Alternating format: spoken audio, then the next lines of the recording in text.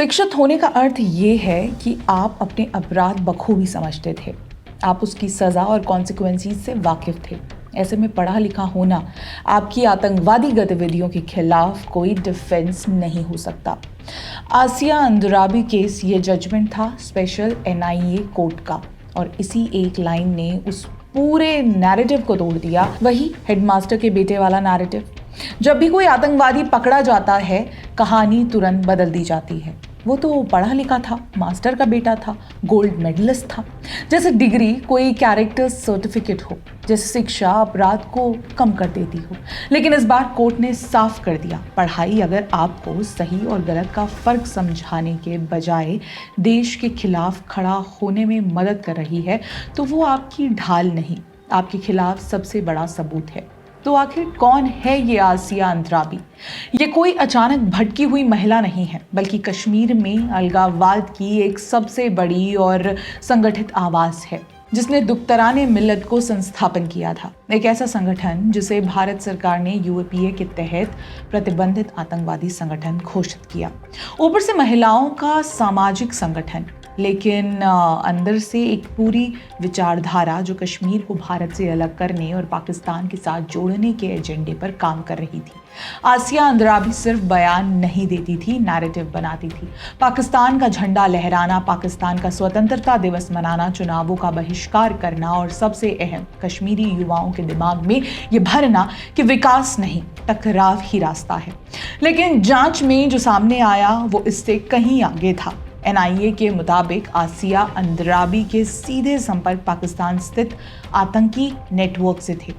हाफिज सईद जैसे UN designated आतंकवादियों के साथ लिंक, और एक ऐसा नेटवर्क जो सिर्फ कश्मीर के अंदर नहीं बल्कि सीमा के पार से संचालित हो रहा था। यानी ये कोई लोकल गुस्सा या स्पॉन्टेनियस डिसेंट नहीं था, ये एक structured cross border supported conspiracy थी। सोशल मीडिया के जरिए आर्म्ड अपराइजिंग के लिए उकसाना, सुरक्षा बलों के खिलाफ माहौल बनाना और युवाओं को टकराव की तरफ धकेलना, ये सब उसी लार्जर नेटवर्क का हिस्सा था। इसलिए अदालत ने उन्हें सिर्फ UAPA के तहत नहीं बल्कि IPC की धारा 121A भारत सरकार के खिलाफ युद्ध छेड़ने की साजिश में भी दोषी पाया। साथ ही सोफी फहमिदा और नाहिदा नसरीन को भी इसी साजिश का हिस्सा मानते हुए 30 साल की सज़ा सुनाई गई। लेकिन इस पूरे फैसले का सबसे अहम हिस्सा सिर्फ सज़ा नहीं था बल्कि अदालत की सोच थी। डिफेंस ने दलील दी, आसिया अंद्राबी पढ़ी लिखी हैं, बायोकेमिस्ट्री में डिग्री है, अराबिक में मास्टर्स है, इसलिए नरमी बरती जाए। अदालत ने इस तर्क को पूरी तरह खारिज कर दिया। जज चंद्रजीत सिंह ने साफ कहा, ये कोई वन ऑफ इंसिडेंट नहीं था, ये दशकों तक चलने वाला कॉन्टिन्यूअस कंडक्ट था। और जब कोई पढ़ा लिखा व्यक्ति ये सब करता है तो इसका मतलब है उसे पूरी समझ थी कि वो क्या कर रहा है। उसने गलती नहीं की, उसने चुनाव किया, और सिर्फ खुद नहीं किया बल्कि अपने प्रभाव का इस्तेमाल करके कश्मीरी युवाओं के दिमाग में अलगाववाद के गलत बीज बोए, उन्हें विकास से दूर किया, लोकतांत्रिक प्रक्रिया से दूर किया और एक ऐसे रास्ते पर धकेला जहां अंत सिर्फ टकराव है। अदालत ने यहाँ तक कहा कि ऐसे नॉलेजेबल लोगों को नरमी देना अलगाववाद को एक नया जीवन देने जैसा होगा। यानी पहली बार कोर्ट ने ये साफ किया, आतंकवाद सिर्फ बंदूक से नहीं होता, विचारों से भी होता है, और एजुकेटेड रैशनलाइजेशन उससे भी ज़्यादा खतरनाक है, क्योंकि यहाँ अनजाने में नहीं जानबूझकर जहर फैलाया जाता है। और शायद यही इस पूरे केस का सबसे बड़ा टेक अवे है।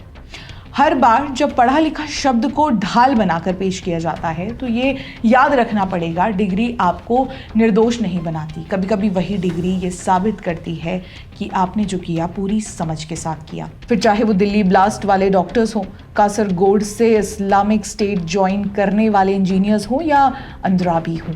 बहुत बहुत धन्यवाद।